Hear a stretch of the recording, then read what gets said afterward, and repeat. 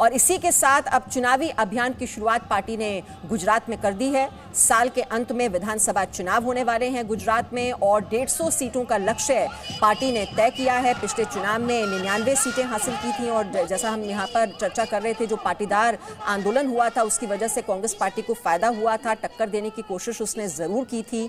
लेकिन अब जिस तरह से हालात दिखाई दे रहे हैं, जो 4 राज्यों में जोरदार वापसी बीजेपी पार्टी की हुई है, मनोबल उसका बड़ा है, जोश हाई नजर आ रहा है। वो आपको इन तस्वीरों के जरिए भी समझ रहे होंगे आप कि वहां पर बीजेपी कार्यकर्ता जिस तैयारी के साथ स्वागत कर रहे हैं प्रधानमंत्री नरेंद्र मोदी का। और ये जो आज का कार्यक्रम वहां पर होने वाला है, कल भी खेल कुंभ का आगाज करेंगे वहां पर प्रधानमंत्री नरेंद्र मोदी, वो भी बड़े स्तर पर कलाकारों की मौजूदगी रहेगी, वहां प्रस्तुति दी जाएगी। तो ये एक मेगा रोड शो और उसके बाद रणनीति, एक रोड मैप तैयार किया जा रहा है कि गुजरात में जो 27 साल से बीजेपी सत्ता में रही है, उस सत्ता को कैसे बरकरार रखना है।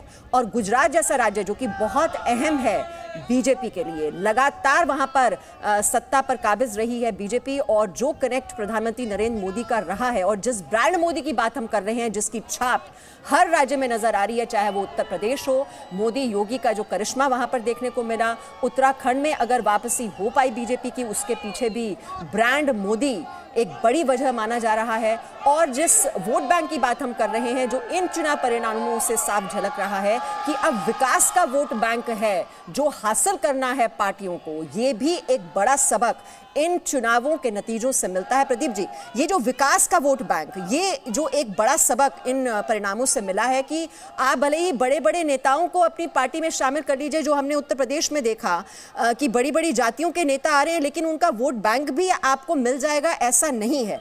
तो ये राजनीति की जो दिशा है वो भी बदल रही है और उसी के हिसाब से अब विपक्षी पार्टियों को ढालना होगा अगर उन्हें बीजेपी को टक्कर देनी है। देखिए, भाजपा बहुत चौकस पार्टी है। वो किसी एक धरातल पर लड़ाई नहीं लड़ती है। वो जिसे कहते हैं कि मल्टी प्रॉन्ग्ड उनका एफर्ट होता है, उनका प्रयास जो है बहुआयामी होता है। तो विकास का मुद्दा अपनी जगह है। अब प्रधानमंत्री हैं जैसे, तो वो एक स्थापित बात है कि पूजक और पूज्य दोनों एक दूसरे को ऊर्जा देते हैं। जो भक्त हैं वो भगवान को ऊर्जा देते हैं, भगवान उनको ऊर्जा देते हैं। वो इस प्रकार से नेता और जनता का संबंध है।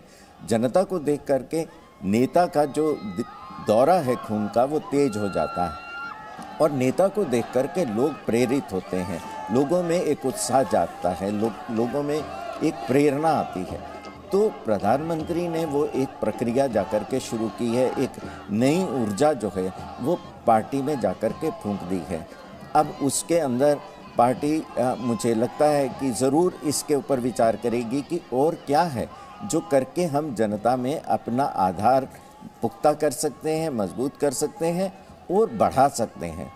तो निस्संदेह इस तरीके के कार्यक्रम आएंगे जिन कार्यक्रमों से पार्टी अधिक से अधिक लोगों को अपने साथ जोड़ेगी, अपना आधार व्यापक बनाएगी और कांग्रेस के साथ जो जिन वर्गों के लोग जुड़े हुए हैं उन वर्गों को अपनी तरफ आकर्षित करने का प्रयास करेगी।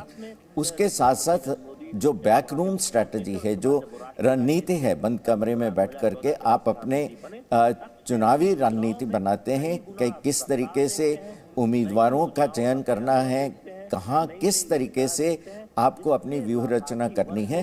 पार्टी इन सभी धरातलों पर, इन सभी स्तहों पर पार्टी आगे काम करेगी। Presenting B News app available on Google Play and App Store. Download it now.